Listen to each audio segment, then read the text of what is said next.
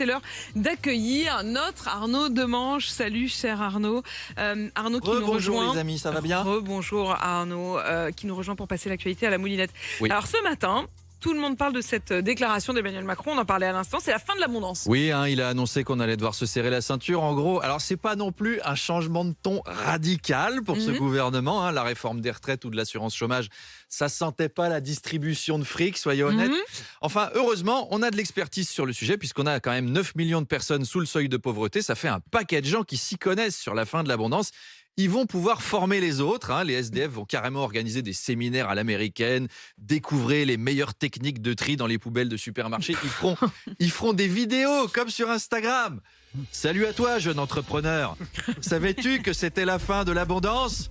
Alors, est-ce que tu préfères te chauffer cet hiver dans ton habitation domiciliatrice ou manger des denrées alimentaires de première nécessité? Moi, je crois que la question, elle est vite répondue. Ce sera ni l'un ni l'autre parce que la fête est finie.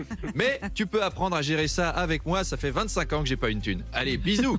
Voilà, c'est notre existence maintenant. Elle va être tournée vers la sobriété.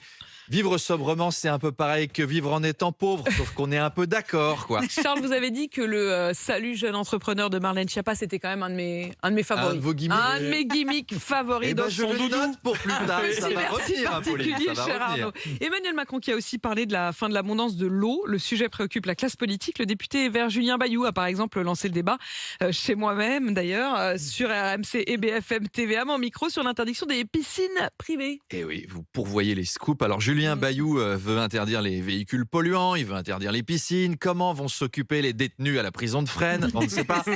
Alors, Le running gag de la semaine. ceci dit, soyons précis, Julien Bayou ne veut pas interdire les piscines privées, il propose juste qu'on arrête de les remplir. Mais on peut garder le bassin. Alors je vous accorde que c'est moins fun, c'est moins fandard, c'est un peu comme s'amuser avec une poupée gonflable qui n'est pas gonflée, il manque un truc. Alors, polémique chez Doctolib, la plateforme des prises de rendez-vous médicaux. Elle permettait de prendre rendez-vous chez des naturopathes formés par Irène Grosjean.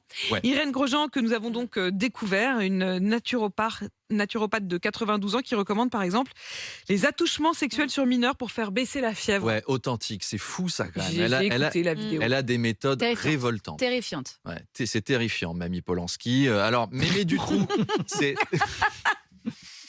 Mémé Marc Dutroux, c'est une idole dans la frange hardcore des antivax, ce qui me paraît même assez paradoxal d'ailleurs, parce que, je veux dire, si tu fais pas confiance à un vaccin développé par les meilleurs scientifiques, tu peux pas faire confiance à une vieille de 92 ans qui conseille d'attoucher les bébés. À un moment, faut être logique dans tes priorités.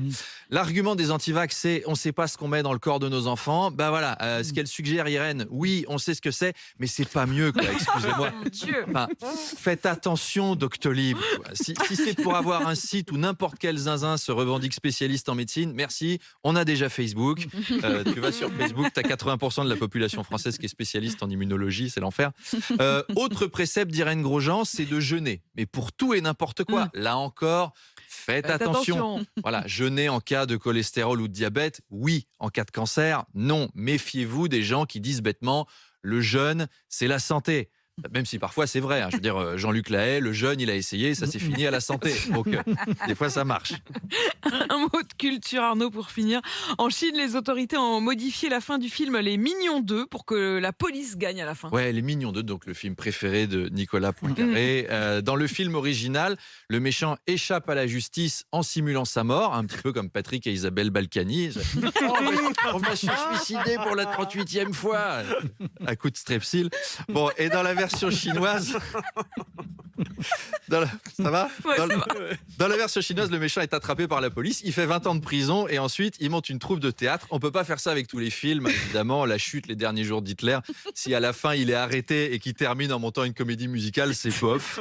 Le parrain qui finit par ouvrir un moulin à farine avec des copains, ou dans Attrape-moi si tu peux, il l'attrape, 2 minutes après le film est fini, ça marche pas avec tout. Enfin, c'est la Chine, hein. Ils n'ont pas le même rapport que nous à l'autorité. Moi, j'ai un copain humoriste, je vous jure, c'est vrai, qui discutait un jour avec un policier chinois et qui lui expliquait, tu sais, moi en France, je peux faire des blagues sur le président français. Et le gars lui a répondu, bah en Chine c'est pareil, hein. Tu peux faire des blagues sur le président français. Donc vous voyez que la police gagne à la fin, c'est pas très étonnant. Allez, à demain. À demain, cher Arnaud. Il est 8h.